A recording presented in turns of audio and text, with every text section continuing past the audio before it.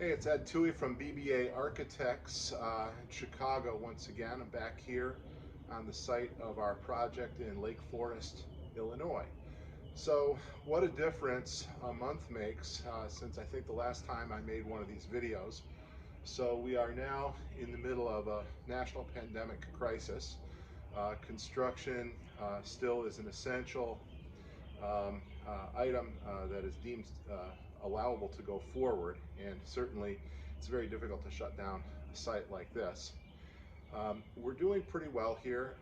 We're taking protective measures on the site. I did meet with some people today, protective gloves on, goggles, and as is best practice when there's overhead work, some kind of head protection. Met with the carpenters on the site. Only me.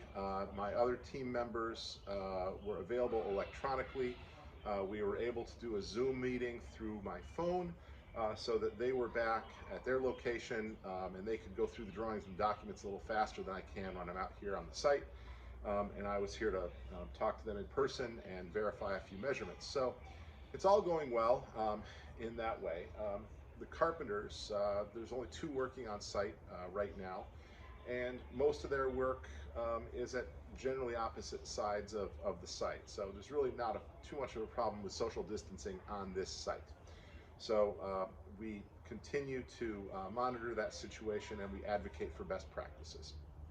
As far as the building goes, you can see we have our second floor trusses now installed. Steel is all the way up. Bearing points for the roof above largely have been installed.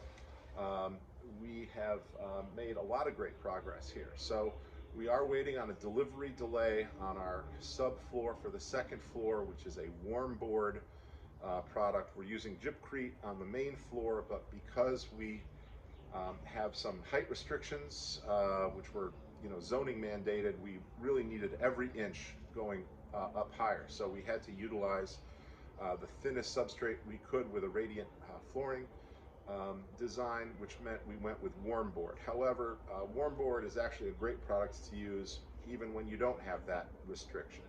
And we're looking forward to having that installed. We had some installed on another job a couple of weeks ago. Really excited about that installation as well. I'm standing in the kitchen, and it's a pretty big kitchen. This is one of the structural steel beams that you'll notice. The steel beam drops below the predominant height of the trusses, and once again we had that height limitation, so we had to cut down the spans of the trusses and we had to go with some deeper members.